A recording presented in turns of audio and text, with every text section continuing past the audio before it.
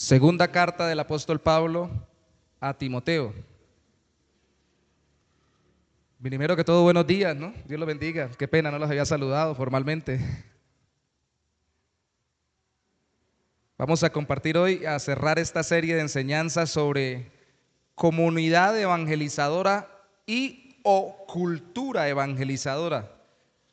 Más que simplemente nos sepamos una comunidad evangelizadora, lo que Dios ha puesto en mi corazón es que tengamos una cultura evangelizadora, es decir, que se nos vuelva una sana costumbre ser instrumentos del Señor para dar testimonio del Evangelio constante y naturalmente. Gracias, hermano Sara. Constante y naturalmente. Segunda de Timoteo capítulo 2, versículos 1 y 2.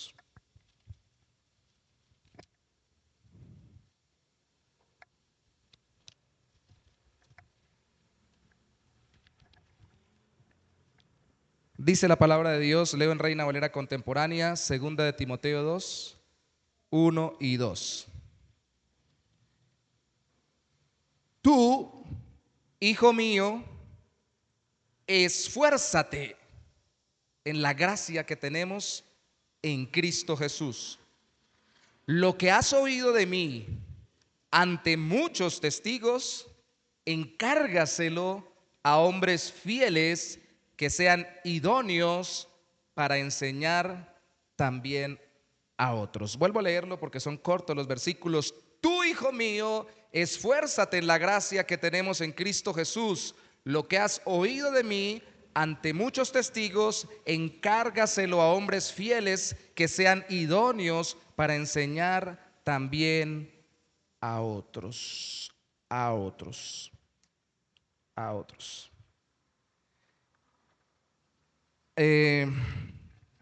Traje por acá el libro para recordarlo. Este es el libro Vive en Misión, que en el año 2017 en un congreso en un encuentro de plantación de iglesias con unos misioneros de Cuba, tremendos misioneros, todos profesionales pero dedicadísimos a la obra misionera, uno cirujano pediatra, el otro administrador, el otro biólogo marino, bien consagrados a la obra del Señor. Estuvieron vendiéndolo. Este libro es de Dustin Willis y de Aaron Coe, creo que se lee C-O-E. El asunto es que también ha servido esto de Vive en Misión. Ustedes pueden encontrar por ahí de los Bautistas del Sur un ministerio, o más bien un movimiento ministerial que se llama así, Vive en Misión, y que resalta estos principios para el desarrollo de la misión cristiana de todos los cristianos. Y de allí es que saco los puntos que son apenas lógicos y deducibles en la Biblia que hemos visto esta semana.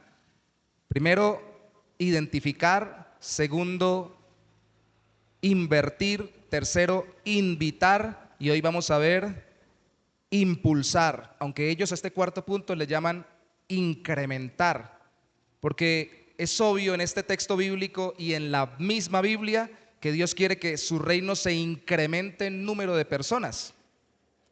Y hay un problema con nosotros como creyentes de iglesias que queremos tener una doctrina más sana y no ser resultadistas, es decir, de no ser idólatras de los resultados y de no vivir simplemente por ver números de gente y ver números de dinero, por no volvernos como egocéntricos y ególatras porque somos grandes, que terminamos en lo contrario, no queriendo crecer, que eso es un gran problema. Entonces, Cristo dijo en una de sus parábolas que el reino de Dios era como la levadura, que leuda un poco de levadura, leuda toda la masa. Y eso habla del crecimiento. Y hablaba de que el reino empezaba como una pequeña semilla y terminaba como un gran árbol. Eso habla de crecimiento. Eso habla de cantidad de gente. ¿Hay crecimiento interno en el corazón? Sí, pero también debe crecer el número de personas. Las iglesias se acaban por falta de crecimiento. En Europa sobre todo, pero ya incluso también en Estados Unidos, en América del Norte, hay iglesias que se están acabando porque no llega más gente nueva a la congregación. Y no llega más gente nueva porque no se evangeliza y no se disipula. Es así de sencillo. Y las iglesias mueren con todos los miembros ya muy ancianos. Cuando ya parten o se van porque tienen que trasladarse, se acaban las iglesias. Las iglesias necesitan incrementarse en número, porque así como llegan personas, también se van personas. Hemos orado por personas que han tenido que irse de nuestra iglesia Hemos orado por personas que han partido falleciendo de nuestra iglesia, no por ellas, sino por los familiares que están padeciendo el dolor. Pues Dios quiera que podamos orar por personas que están entrando a nuestra iglesia. Este año no hemos bautizado a ninguno. Yo tengo por ahí algunas personas que estoy discipulando o estoy en un proceso porque vienen de otra iglesia para ver cómo están doctrinalmente hablando y que se involucren, pero no son personas totalmente nuevas en el evangelio. Aunque pueden contar porque tienen muchas cosas que hay que corregir, pero eso es trabajo de todos, de la iglesia entera, y ellos hablan de esto es de todos, de toda la iglesia. Entonces, ¿cómo hacemos para incrementar el número de personas que llegan a Cristo? Antes que llegar a la iglesia, que lleguen a Cristo. ¿Sí? ¿Cómo hacemos? ¿Cómo hicieron Cristo, los apóstoles y los creyentes de la iglesia primitiva para transmitir el evangelio? ¿Cómo hicieron para que no se perdiera ese hilo? Ese hilo que empezó con Cristo y ha terminado con usted. ¿Usted se ha puesto a pensar en eso? En este libro los autores dicen, piense bien en que para que llegara el evangelio usted, los discípulos le compartieron a alguien y alguien le compartió a ese alguien y hace 2000 años y viene a terminar en usted. Usted no es un accidente, es una cadena larga que ha venido de gente compartiendo el evangelio, transmitiendo el mensaje, mostrando a Cristo con su vida y con su predicación, y ha llegado ahora a usted, a nosotros. ¿Qué vamos a hacer nosotros? Vamos a ser los que cortemos la cadena. Digamos, no, ya llegó a mí, bendito sea el Señor, me parto con Dios. Ellos no solo, aquí está la respuesta, le enseñaron a otros el evangelio, sino que también enviaron a esos otros a hacer lo mismo con otros. Entonces necesitamos, como lo vimos en el texto, esforzarnos para impulsar a cada discípulo en Cristo a que también tenga discípulos, que hagan discípulos por la gracia de Dios. No se conforme con que ya tiene un hijo espiritual o tuvo una persona en su vida a la que le pudo enseñar el evangelio y acompañar. Hasta el final esfuércese porque esa persona tenga discípulos que también genere discípulos. Así fue que ellos se aseguraron, porque así lo enseñó el Señor, así lo hizo el Señor, así lo mandó a hacer y así lo hicieron los discípulos y los mandaron a hacer. El mandato de la gran comisión que leyó mi hermano Sadrá, vayan y hagan discípulos. Y eso tienen que enseñárselo también a los discípulos, para que se lo enseñaran a sus discípulos. Entonces eso se volvió una cadena interminable. Discípulos de Cristo, sí, pero son enseñados por aquellos que son discípulos de los discípulos, de los discípulos, de los discípulos, de los discípulos, de los discípulos, y así. No se puede parar de hacer discípulos. Ahí están también la gran comisión en Mateo 10, 5 al 7, Marcos 16, 15. Mateo 10, 5 al 7, primero Jesucristo allí muestra cómo también no solo envió a los 12, sino que envió antes de partir a otros aparte de los 12 de dos en dos, a 72 envió. O sea que esto era una dinámica constante en el ministerio de Cristo antes de que Él partiera. Y quería que se quedara esa dinámica constante en las iglesias. En Marcos 16, 15 sí está la gran comisión. En Lucas 10:1 también aparece, es en Lucas 10:1 donde aparece el envío de los 70. En Juan 20, 21 aparece también la gran comisión de forma de así como yo fui enviado, ustedes también son enviados por mí. En Hechos 1:8 Cristo dice, me seréis testigos hasta el fin de la tierra, los envía. Y en Romanos 10:15, ¿cómo oirán si no hay quien les predique? O sea, no hay automatismos. Y esto, de nuevo, como lo hemos venido diciendo, no se genera solo con eventos, se genera con vidas evangelizadoras, comunidades que tienen como cultura, como parte de su ADN, transmitir el evangelio. ¿Cómo impulsamos a nuestros discípulos a transmitir el evangelio? Dos respuestas nada más en este día de acuerdo a estos dos versículos. La primera, pidiéndoles que se esfuercen. Dijo un amigo, el que hace fuerza se cansa. No haga tanta fuerza. Sí hay que hacer fuerza. De hecho, la palabra allí en el original es lo que hoy en día podría traducirse literalmente, es una palabra moderna, empoderamiento. Le sonará rara porque no es una palabra que aparezca mucho en los círculos evangélicos, pero ya está volviendo común y llegará el día en que sea muy común y que no se utilice como se utiliza en círculos extremos de ideologías no bíblicas, pero es la palabra, si no estoy mal, bueno, no la digo, es una palabra en griego que significa empoderarse. Tomen fuerzas o tomen poder o agarren fuerzas y háganle con ganas.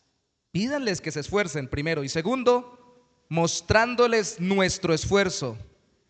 Sí, el segundo punto, la orden es en el segundo versículo, encárguenselo a los hombres fieles. Pero antes dice lo que has oído de mí ante muchos testigos. Entonces dice, encárguenles lo que ustedes hacen. Por eso mi segundo punto es, muéstrenles su esfuerzo o mostrémosle nuestro esfuerzo a las personas que queremos que también se esfuercen por llevar el evangelio. Así es que se impulsa a alguien. Primero, pidiéndole que se esfuercen.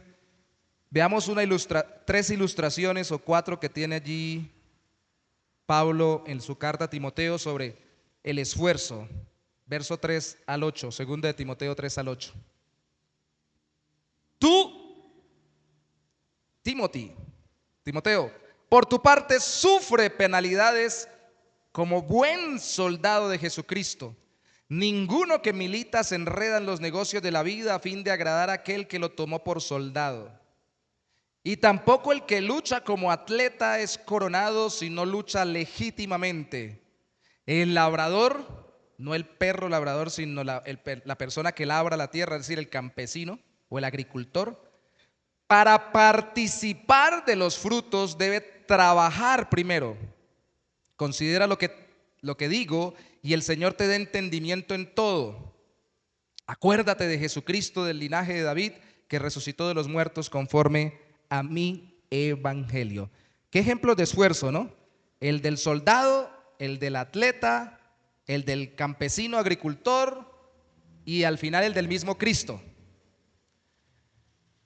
Porque cuando uno se esfuerza en algo no se deja enredar, quiere decir desenfocar de lo que está alrededor.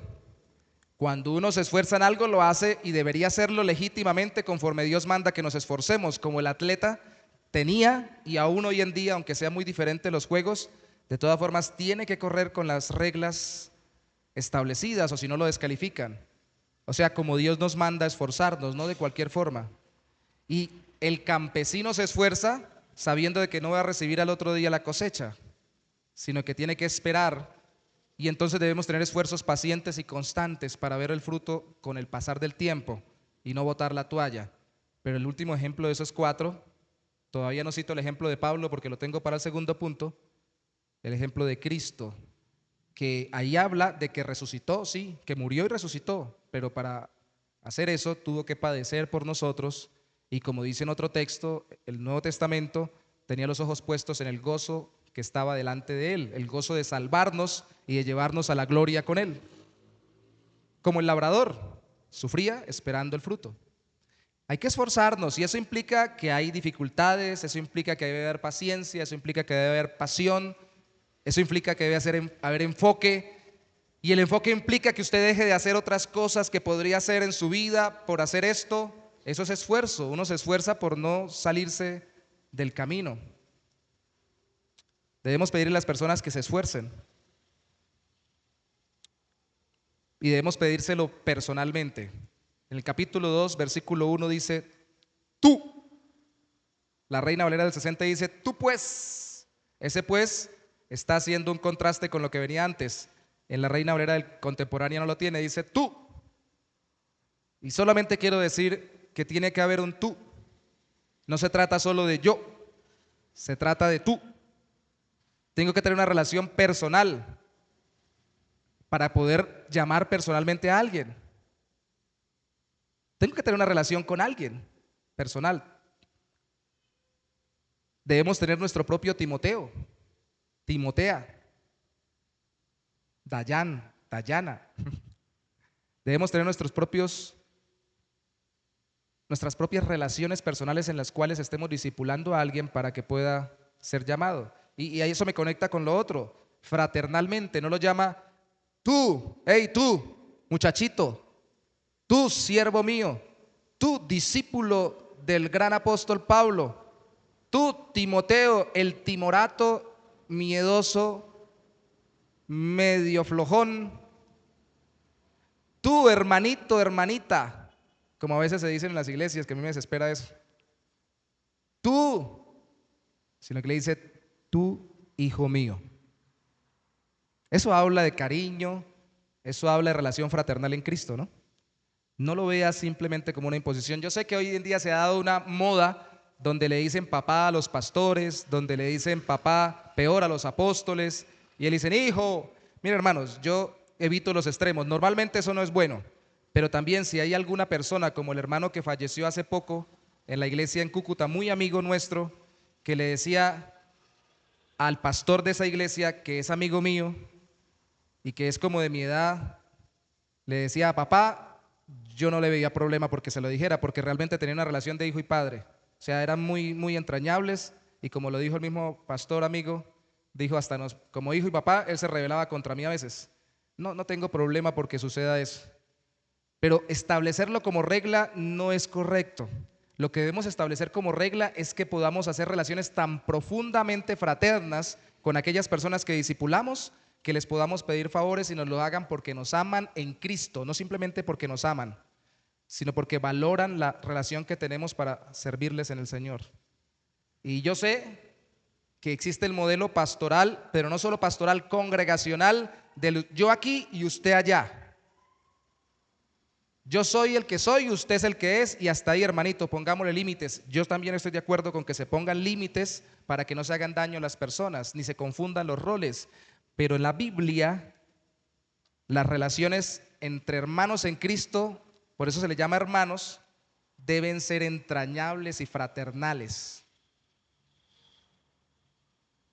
Esa es la clave. El miércoles quiero que nos reunamos con los líderes, lo he venido comentando con ellos muchas veces. Esa es la clave para que yo le diga, pongámosle a uno para no mencionar a nadie, hermano Gorgorito, ¿nos puede colaborar en esto? Y el hermano Gorgorito diga sí, el hermano Gorgorito diga no, porque si no hay una relación fraternal, fácilmente me va a decir que no.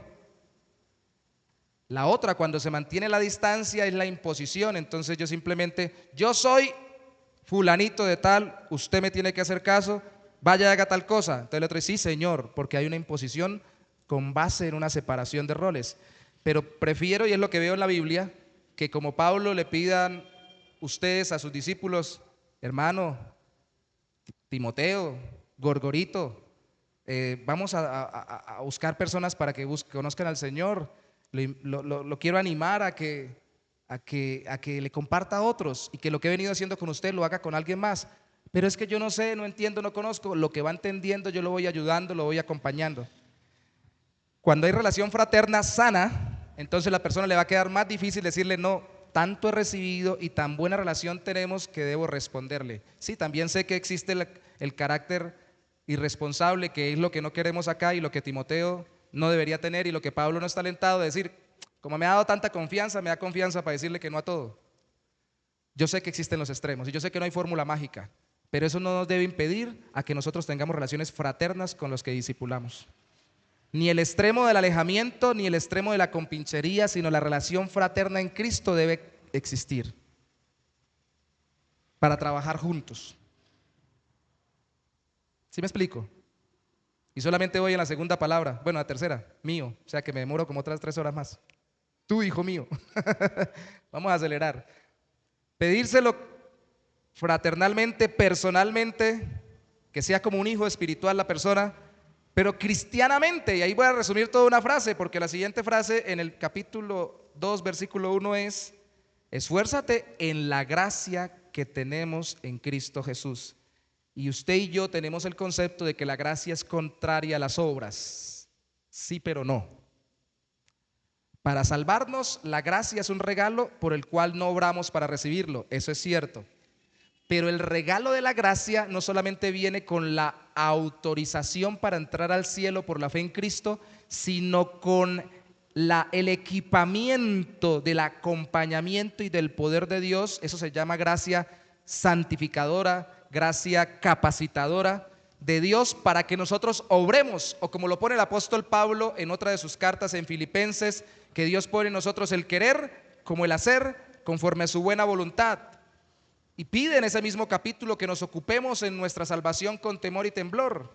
No que la cuidemos porque la perdemos, sino que nos ocupemos, que nos esforcemos en hacer algo porque Dios está poniendo en nosotros la capacidad de hacerlo. Así que no hay problema de pedirle a la gente que se esfuerce.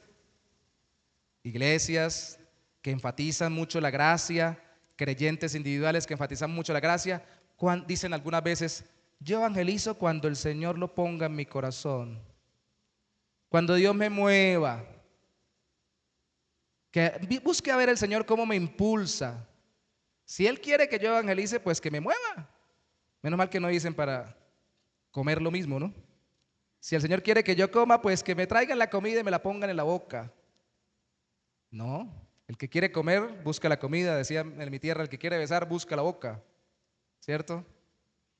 Y el que tiene ganas, y Dios le ha dado un espíritu nuevo, de hecho vamos a trabajarlo en la próxima secuencia de enseñanzas con base en el siguiente artículo de la Confesión de Fe de los Bautistas del Sur, en el artículo 11. Mire cómo dice sobre evangelismo y misiones, que no está en la Confesión de Londres de 1689, que a veces como bautistas y sobre todo si somos bautistas de corte confesional a veces idolatramos las más antiguas, pero en las más antiguas no aparece nada de evangelismo. En esta del 2001 dice: evangelismo es deber y privilegio de cada seguidor de Cristo y de cada iglesia del Señor Jesucristo. Mire lo que dice: esforzarse por hacer discípulos de todas las naciones. Es más, dice algo muy tremendo: el esfuerzo misionero de parte de todos, por lo tanto, depende de una necesidad espiritual de la vida regenerada. El degenerado no quiere, pero el regenerado sí quiere compartir el evangelio. ¿Qué quiere decir? Nació de nuevo para hablar del que lo hizo nacer de nuevo, de Cristo, y se expresa y ordena repetidamente en las enseñanzas de Cristo. Resumo: si uno ha nacido de nuevo, el Espíritu Santo lo impulsa a dar testimonio de Cristo. Quiere uno hacerlo y ve las ordenanzas o los mandatos de Cristo para hacerlos como necesarios de seguir, no como una carga o una imposición. Alguien dice: ay, pero es que salir a evangelizar, por ejemplo, ahorita se postergó el evento del evangelismo allá en Lebrija, pero si usted no tiene, si no quiere, pues no vaya a evangelizar a Lebrija, o acá alrededor, como cuando hemos estado con Marcos aquí alrededor. Pero usted no puede renunciar a su responsabilidad ni puede desconocer el llamado de Dios para hacerlo en su contexto diario y cotidiano. Usted puede no participar de ninguna actividad evangelística, pero no puede dejar de evangelizar, como no puede dejar de orar, como no puede dejar de leer la Biblia, como no puede dejar de respirar, físicamente hablando, ni de comer. Y no es legalista, usted sí come todos los días. Así como no es legalista el cristiano que comparte el evangelio cada que tiene oportunidad. Eso no es legalismo, eso es simplemente mostrar la vida espiritual, el impulso que nos da el Espíritu Santo de Dios. Eso es ser cristiano, esa es la gracia que tenemos en Cristo Jesús. Es por fe. ¿Qué quiere decir esto? Por la confianza que tengo en que Cristo me salvó, entonces comparto porque eso me impulsa a compartir a los demás. Entonces debemos pedirles que se esfuercen, debemos pedírselo personalmente, fraternalmente y cristianamente. Ojo, cristianamente quiere decir confiando en Cristo, no confiando en la iglesia, no confiando en el método, no confiando en el que lo está enviando. Si yo soy el discipulador, no confiando en el pastor, no confiando en que no se van a equivocar en mi iglesia, que no se van a equivocar en el cristianismo, que no van a haber problemas, confiando en Cristo. Te pido que dé testimonio de Cristo. La gracia la tiene en Cristo. La capacidad gratuita de parte de Dios la tiene en Cristo, porque el que más le interesa que compartamos de Cristo es a Dios mismo. Así que si usted se esfuerza y es valiente, no tema ni desmaye, la gracia del Señor lo está acompañando, comparta de Cristo. Así es que se impulsa, pidiendo que se esfuercen. Segundo, mostrándole nuestro esfuerzo. Mire conmigo este esfuerzo en el ejemplo de Pablo a Timoteo, versículos 9 al 10. Sigue hablando. Después de que termina en el verso 8, mi evangelio dice: en el cual, en el evangelio de Cristo, sufro penalidades y hasta encarcelamientos, como si fuera yo un malhechor. Pero la palabra de Dios no está presa. Eso era más que una simple expresión bonita, poética y algunos la ven hasta mística. Uno ven como que estuviera la palabra de Dios corriendo por el aire. ¿Sabe por qué no estaba presa la palabra de Dios? Es lo que confía Pablo. Porque había gente que había creído en Cristo, además de él, y estaba dándola a conocer. Y no solamente él. Y su discípulo Timoteo le iba a dar a conocer a otros. Por eso dice el verso 10, todo lo soporto por causa de los escogidos, de los que serían salvos en Cristo, para que ellos también obtengan la salvación que es en Cristo Jesús con gloria eterna. ¿Se da usted cuenta que Pablo aquí está pensando en otros? Nuestro problema es que pensamos en nosotros. Yo soy Pablo, pienso nada más en mí. Otros nos atrevemos a pensar en el siguiente, en Timoteo, pienso en el otro, el que sigue. Pero Pablo ni siquiera estaba pensando ni en él ni en Timoteo, estaba pensando en otros que llegaran a través de los otros que Timoteo le predicara. ¿Y por qué lo sabemos? Porque estaba pensando, según ese versículo, que todo el esfuerzo y el padecimiento que pasaba por predicar el evangelio lo hacía por aquellos que ya estaban escogidos para creer en Dios. Y aquí es donde viene el otro problema, porque los que creemos en la elección soberana, incondicional de Dios, conforme enseñan las doctrinas de la gracia, que tratan de explicar el evangelio desde la perspectiva de la predestinación bíblica, algunos no la creen, pero igual son evangélicos o cristianos porque creen en Cristo como Salvador. Pero quienes creemos en esto decimos, eso se llama hipercalvinismo, eso se llama exageración de la gracia y eso se llama pereza. Decimos, sí, como Dios escogió los que se van a salvar, que los salve. Que mire a ver él cómo los salva. Que los encuentre y que se conviertan. Hay muchos ejemplos en la Biblia, solo déjeme citarle uno que le cité la otra vez, Cornelio y Pedro. Dios le envió un ángel a Cornelio. ¿Por qué no le dijo a Cornelio el evangelio a través del ángel? Le dijo, Cornelio, vengo a darte algo muy importante de mensaje, busca a Pedro. Y se le apareció también a Pedro y le dijo, Pedro, vengo a decirte algo muy importante, ve y predícale. Cuando lleguen a invitarte de parte de Cornelio, donde te inviten, ve, porque tienes que predicar el evangelio. Así que la respuesta sencilla es, Dios escogió a los que va a salvar, pero también escogió la manera como se salvan. Y es que otros que ya están salvados por Cristo, les prediquen el evangelio, punto. Y usted es uno de esos. Escogió a quienes, pero escogió cómo. Y entre ese cómo estamos nosotros. Y somos responsables de esa labor de transmitir el evangelio. Entonces le mostró su esfuerzo, todo lo que padeció, y volvemos al versículo 2, lo que padeció predicando el evangelio lo hizo, yo le pongo supervisado, según el versículo 2, y enfocado ese esfuerzo de Pablo con el cual quería que Timoteo impulsara a los demás. Dice, lo que has oído de mí, según de Timoteo 2:2, ante muchos testigos. Yo creo que lo que Pablo quiere decir ahí es que lo que se le oyera o se le hubiera oído fuera realmente el evangelio, porque testigos son personas que testifican o que dan fe de que algo está pasando. Algunos dicen que esos testigos, hay varias interpretaciones de eruditos, eran los mismos testigos de la ordenación de Timoteo, porque está citada en el capítulo 1 y está citada en la carta anterior, pero muy probablemente por el mismo texto, en el transcurrir de la predicación del evangelio de Pablo que Timoteo había escuchado, o eran personas creyentes verdaderos que certificaban que lo que predicaba Pablo era el evangelio, o era simplemente que las mismas personas que escuchaban el evangelio eran testigos del evangelio que Pablo predicaba. Pero yo creo sencillamente que debemos entender, que debemos tener claro que predicamos realmente el evangelio y que debemos ser supervisados y que no somos llaneros solitarios. Y que si yo estoy predicando el evangelio y se me acerca un hermano, incluso si no es de mi denominación, no tengo por qué decirle, ¿sabe qué, hermano? No, porque yo predico el evangelio diferente como usted lo predica. Puede que lo prediquemos diferente, pero si es el mismo, tenemos que llegar a un acuerdo y hacerlo juntos. Podemos hacerlo juntos. Alguien fortuito puede ser testigo de la predicación del evangelio. Alguien que está detrás mío discipulándome puede ser testigo, un ministro, una persona de parte de la iglesia en la que sirvo. Pero la clave aquí es que sea primero realmente el evangelio. Segundo, que son muchos testigos los que dice Pablo. Yo quiero recalcar eso.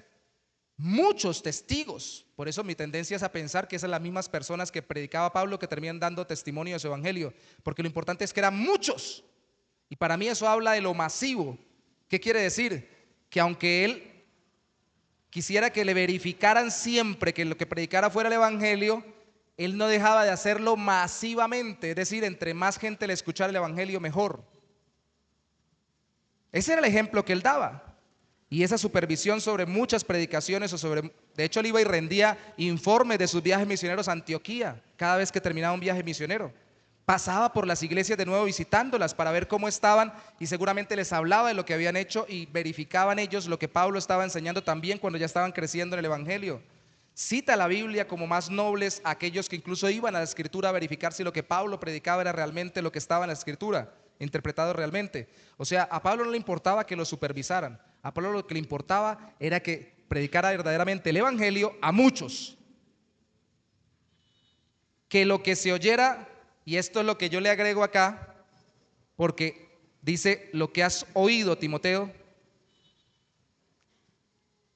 que lo que él predicara lo oyera alguien que estuviera discipulando. Por ese es el problema de las casas solas, los llaneros solitarios. Yo evangelizo solo, yo le digo a la gente solo el evangelio, y usted está discipulando a alguien, ¿y por qué no le dice que lo acompañe a visitar a alguien o a presentar el evangelio a alguien que en el camino usted se encuentra, para que esa persona lo vea a usted hacerlo? Lo que has oído de mí, Timoteo, tú has estado conmigo, has oído, has observado, has mirado y luego hasta has ayudado. Primero Pablo con Timoteo mirando y luego muy probablemente con Timoteo ayudando. Y luego en el siguiente parte del versículo, como él se enfoca en hombres fieles que sean idóneos, seguramente lo que Pablo le está diciendo es: ahora hazlo tú, ayudado por mí, como lo hiciste cuando andabas conmigo. Yo te di la oportunidad seguramente en algún momento, pero ahora observado por mí desde lejos, por cartas. Y quiero hacer un paréntesis acá, que esto es un ciclo sencillo que se ha dicho en muchas actividades de la vida, pero que quiero que por favor usted lo entienda para poder hacer el impulso a las personas a evangelizar. Uno primero hace algo y el que está aprendiendo lo observa hacerlo. Luego uno sigue haciendo ese algo y ya la persona que está aprendiendo no solo lo observa, sino que paso a que me ayude. Y si quiero que la persona termine haciéndolo, luego lo pongo a que esa persona lo haga y yo lo ayudo porque todavía no es experto. Y al final, cuando ya está aprendiendo cada vez más, lo pongo a que lo haga y yo solamente lo observo que lo está haciendo. Y si está bien hecha la tarea, al final otro lo puede observar. Él va a ser supervisado por otros. Lo hago, me mira. Lo hago, me ayuda. Lo hace, lo ayudo. Lo hace, lo observo y ya cualquiera lo puede supervisar. Y a veces no queremos hacer eso, ¿no? Así aprenden nuestros niños. El Gaelito que estuvo enfermo la semana pasada, gracias a Dios, Dios respondió las oraciones, gracias a los hermanos que estuvieron acompañándonos en ello. Nos tenía como medio tristes porque ya no repetía lo que repetía. Solamente decía, no. ¿Cierto? Yo le tomo el pelo a él con eso. Pobrecito, le dolía todo, decía, no. Cuando se cae y se pega, dice, no, o sea, negándose al hecho de que se cayó y que le duele, ¿no? Cuando iba a vomitar, decía, no, porque no quería vomitar. Y cuando uno le ofrecía cualquier cosa por el mismo dolor, decía, no quiero nada. Y ya no repetía otras cosas. Pero ahorita, por ejemplo, estaba aplaudiendo conmigo porque yo estaba aplaudiendo. Un hermano me dijo en estos días, y lo comento porque no está acá, para que no piense que es alguno de los que está aquí, no algo malo, me dijo algo muy bueno, y me dijo, ¿por qué no enseñamos a nuestros niños a ser más reverentes? ¿Por qué, por ejemplo, cuando estamos cantando, los niños no cantan con nosotros? Cuando estamos orando, los niños no oran con nosotros. Y yo digo, no sé, ¿será que no nos imitan? Porque si nosotros hacemos las cosas y ellos nos están viendo, las hacen con nosotros. Y yo les digo con todo el corazón, hermanos, eso es una réplica de lo que sucede en el hogar. Las enseñanzas que yo he enviado entre semana no es simplemente para que... Yo digo, tomando el pelo, hace 2 semanas y esta semana también, un jueves no mandé la enseñanza, me van a llegar correos y WhatsApp diciéndome, ¿qué pasó con la enseñanza, pastor? Estamos aquí por hacerla, estamos sentados para orar y usted no nos ha mandado la enseñanza. No nos llegó ni uno. Yo sé que los que la hacen regularmente pues dicen agarremos otra cosa, pero el asunto es que no es solo para enseñar un tema, es para replicar nuestra devoción a Dios en otros. El discipulado más básico es el familiar. Si yo oro y mi hijo me ve orar, pues va diciendo eso es raro, ¿qué es lo que hace? De hecho, cuando estaba tan enfermito, Gael lloraba por él. Y decía, no, porque no quería nada, ¿no? Ponía bravo. ¿Qué espíritu demoníaco hay aquí? Yo le decía, no, yo seguía orando más. Y ya ahorita estaba, y él se quedó mirándome y me vio orar y me vio cantar y me escuchó cantar y se puso a aplaudir y ya no dijo no. Consecutivamente van a replicar lo que ven y luego ya se van a involucrar haciendo o ayudando en lo que nosotros hacemos. Los ponemos a orar, así es una frase, y luego ya los podemos poner a orar o a hacer algo como se supone que debería estar siendo en los devocionales familiares y nosotros pendientes de que lo poquito que hagan lo hagan bien y luego ya podrán dirigir un devocional o podrán hacerlo con otros. Así es que se hace el discipulado y así es que se impulsa a la gente mostrándole. Pero si yo no lo hago y no involucro a alguien a que me acompañe a hacerlo, entonces no le voy a mostrar que tengo que enfocarme en algo, que es la parte final del versículo 2. ¿Enfocarme en qué?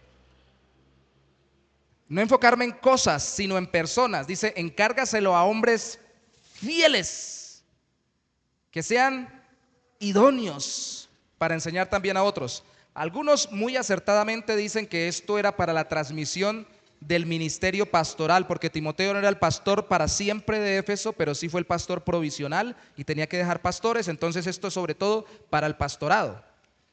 Sí, pero no.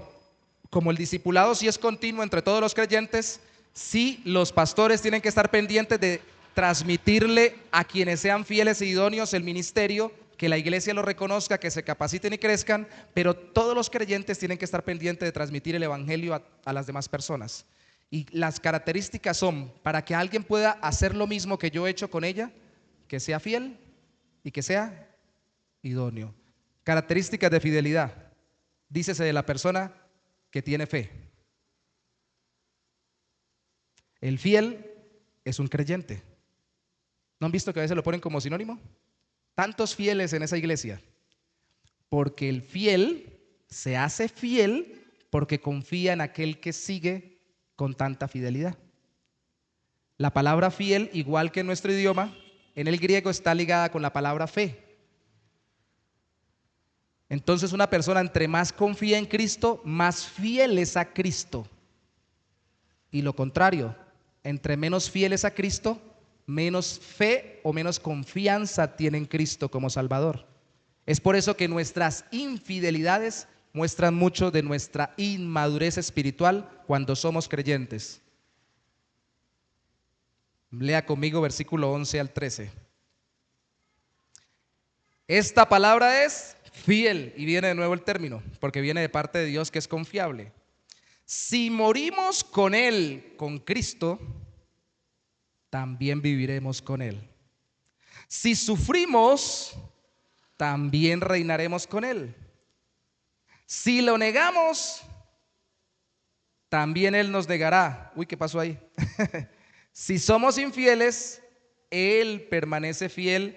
Él no puede negarse a sí mismo, porque Dios es principal y prioritariamente fiel a su plan y a su propósito de extender su reino en Cristo antes que a nosotros. Y en la medida en que nosotros estemos en acuerdo, concordancia con ese propósito de Dios y seamos fieles al propósito de Dios de extender su reino, Él será fiel a nosotros, porque Él es fiel a su propósito en Cristo.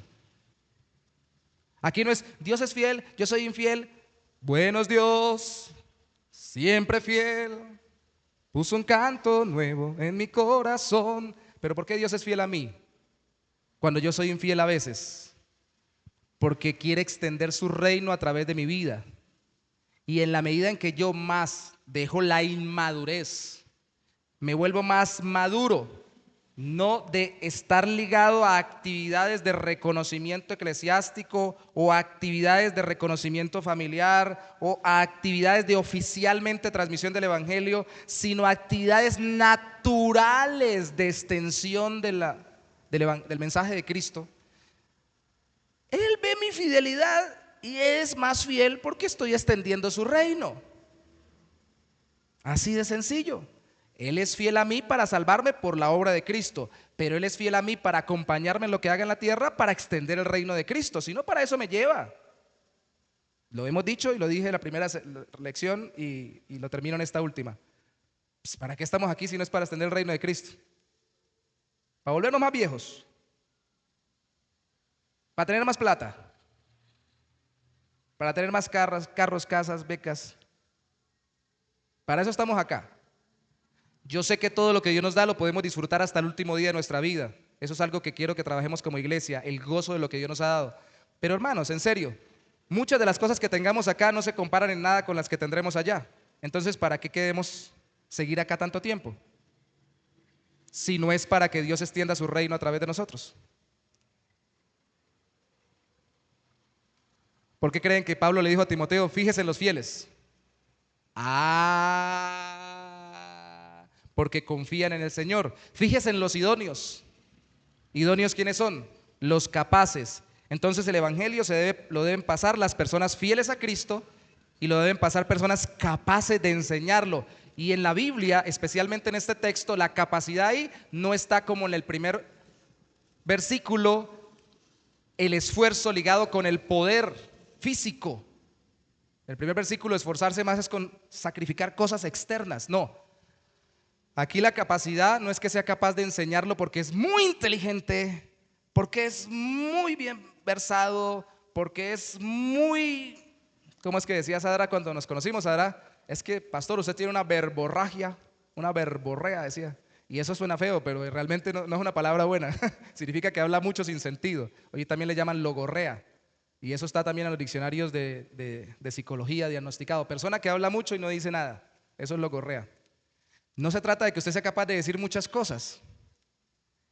Se trata de esta capacidad, cuando usted la mira en el original griego, tiene que ver con, oh sorpresa, carácter, concordancia entre lo que está diciendo y lo que está viviendo. Es capaz de pararse y decir, yo no vivo perfectamente el evangelio, pero este Cristo que le estoy predicando, que he confiado en Él, ha cambiado mi vida, es el dueño de mi corazón y me está formando en estas áreas. Tengo la idoneidad para decirlo, no tengo la perfección para decirlo, pero tengo la experiencia de transformación de carácter por el Señor para predicarlo. Entonces, entre 100 discípulos que usted tenga, que no los puede tener todos al tiempo ni bien atendidos, ¿a cuáles va a escoger para impulsarlos a que prediquen el evangelio? A los que muestren más confianza en Cristo, por eso quieren serle más fieles, y a los que muestren más transformación en Cristo, por eso son más idóneos para transmitir el evangelio. No es difícil, no tienen que ser personas fuera de lo común, creyentes sencillos y verdaderos que confían en el Señor y que han sido transformados por Él. Y que usted les va a pasar porque son discípulos que después de haberlo visto y ayudado a usted, ahora usted los puede ayudar para que lo hagan y los puede observar cuando lo siguen haciendo ellos con otros. Concluimos, hermanos, entonces, o voy concluyendo, que el enfoque de Pablo, estando al final de su vida, se cree que escribió esta carta cuando ya estaba por morir, era otros, no solo Timoteo, otros. Era que el evangelio no se quedara solo entre él y Timoteo, o entre Timoteo y los que él ya tenía como discípulos, sino que llegara por medio de Timoteo y de sus discípulos hasta otros. 4 generaciones ahí: Pablo, Timoteo, los discípulos de Timoteo y los discípulos de los discípulos de Timoteo. ¿Usted está pensando en eso? A veces no salimos de Pablo, no salgo de yo. Decía el pastor en que conocí la primera vez, en que fui bautizado, en la iglesia en que fui bautizado, decía, uno es primero yo, segundo yo, tercero yo, cuarto yo, quinto yo y sexta yo. De tanto que se infló el ego, ya lo último se revienta. Decía él, a veces nos enfocamos tanto en nosotros mismos, esto necesita esfuerzo. Ese esfuerzo no en plata, en tiempo, en movilización, en muchas cosas. Y necesitamos decirle a la gente, hay que esforzarse, pero necesitan vernos esforzarnos para que se puedan esforzar. Su enfoque y el mío deben estar en más allá de hacer un discípulo y de que se tenga ese discípulo. Debe ser que llegue a otros que no conocemos, que yo no conozco ni que ese discípulo conoce ni siquiera. Y debo decirle, piensen aquellos que ni yo conozco ni usted conoce todavía, pero que los van a conocer los discípulos que usted va a conocer. Hasta allá tiene que llegar el evangelio. Trabaje no solo por su generación, trabaje por mayores generaciones. Trabaje como si Cristo no fuera a venir nunca, porque lo que viene es cada día peor para este mundo. Eso no lo estoy diciendo porque sea una frase de cliché, es porque es verdad. Sus hijos y los hijos de mis hijos, bueno, ya los hijos de los hijos de mis hijos, yo ya estoy más adelantado en la tarea. Y bueno, Carlitos y Carmenza también tienen ya hijos de los hijos. Ah, bueno, hijos de los hijos de los hijos, ¿no? Ya son bisabuelos, ¿no? Qué cosa. Bueno, los hijos de los hijos de los hijos de los hijos van a ver cosas mucho más terribles y va a ser mucho más difícil y más fácil, difícil la vida piadosa y más fácil la vida libertina y el engaño en este mundo. Necesitan el evangelio. Para llevar a Cristo hasta otros, usted no solo debe identificar a una persona, invertirle su vida e invitarla a Cristo, que son las tres enseñanzas anteriores. Para que la pueda discipular, usted debe impulsarla a esforzarse en hacer discípulos que hagan discípulos. Esa es la tarea. La semana entrante tenemos un culto de aniversario en el que solo como labor o como cuestión especial vamos a estar predicando el evangelio y trayendo algún invitado a la iglesia que no haya venido y que usted haya venido orando por él y que le haya invertido algo de su vida, ni siquiera todavía que le haya predicado. Si ya le predicó, mejor. Pero ore para que no solamente este se convierta, sino cualquier otro que se convierta, que usted le comparta el evangelio, también haga lo mismo con otros. Y no va a ser al otro día, pero sí debemos tener eso en mente cuando hacemos discípulos. Y es por eso que yo lo repito tanto desde este púlpito y espero que nunca nos cansemos de repetirlo desde todos los púlpitos de la iglesia. Dios nos mandó a hacer discípulos de Cristo. Pongámonos a nuestros pies, por favor, vamos a orar.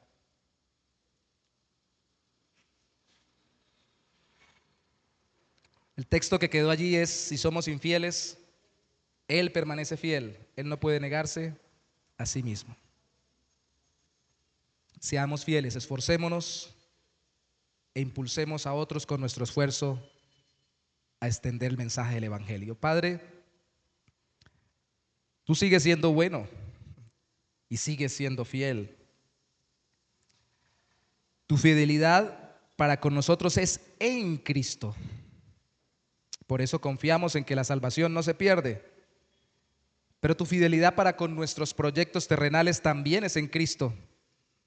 Y por eso te pedimos que nos ayudes para vivir, para extender el evangelio de Cristo. Y que nosotros podamos ver tu respaldo en todo ello. No será sin dificultades. Hace unos días hablaba con alguien, no recuerdo con quién, Señor, tú sí, sobre esto de predicar el evangelio y le decía, o de hacer algún ministerio, algún servicio para Cristo, que no solamente hay oposición del mundo terrenal, hay oposición de los seres demoníacos, espirituales, hay oposición de nuestra carnalidad que nos tienta todavía. Se van a levantar todos contra nosotros cuando seamos fieles a ti, prediquemos o extendamos o transmitamos el evangelio, pero estaremos haciendo lo correcto. No estaremos dejándonos desenfocar como un soldado. No estaremos trabajando por una recompensa rápida como el campesino que espera la cosecha. No estaremos haciéndolo ilegítimamente, sino predicando el evangelio correcto de salvación en Cristo Jesús, como un atleta debe correr y esforzarse dentro de los reglamentos. Y no estaremos siendo infieles a aquel que entregó su vida por nosotros, Cristo Jesús, por el gozo de vernos con Él en la eternidad. Al contrario, si Él puso su vida por nosotros, lo más lógico es que nosotros entreguemos la nuestra por darlo a conocer a Él. Así que necesitamos ese ejemplo, Señor, y de nuevo gracias por los misioneros, gracias por los que nos dan ejemplo de ir hasta otros lugares, como ya lo he dicho varias veces en tu congregación, mostrándonos, Señor, que van a hacer lo que deberíamos hacer nosotros acá en nuestros contextos, vivir en medio de gente que ni siquiera su idioma conoce, para hacerse como ellos y en medio de la relación natural con ellos predicarles el evangelio. No desde un púlpito, no desde un esquema litúrgico, sino desde la vida cotidiana. Lo que nosotros tenemos que hacer continuamente. Así que ese ejemplo de Cristo primero y de los misioneros, como los apóstoles en el Nuevo Testamento, lo hicieron, nos impulse a nosotros. El ejemplo de Pablo sufriendo, si es que el ejemplo de los que nos han discipulado no nos alcanza para estimularnos. Si es que nuestro ejemplo mismo no alcanza para estimular a los que discipulamos, Señor, pues haznos esforzarnos más para ser un ejemplo de mayor estímulo. Y haznoslo hacer, oh Santo Señor, como lo vimos hoy, no porque nos muevas de forma rara, sino simplemente porque no soportamos, como decía Pablo, o como decía el profeta en el Antiguo Testamento, ese ardor en nuestro corazón, me es imperiosa necesidad, decía Pablo, y que nosotros de verdad, Señor, desechemos muchas cosas por extender tu reino, y entonces otros sean impulsados por nuestro ejemplo. Y aún así, Señor, que ellos vean a Cristo como su mayor impulsor, y que nosotros tan pronto le digamos, porque sucede, aunque tengamos ejemplos tan imperfectos de esfuerzo, ellos lleven tu evangelio y lo transmitan a otros. Como lo dice la Confesión de los Bautistas del Sur, es un deber, pero también es un privilegio.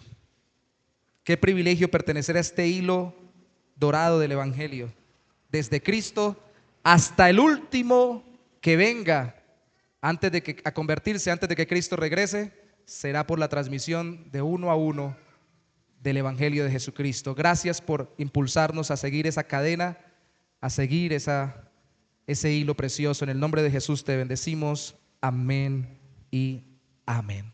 Dios los bendiga.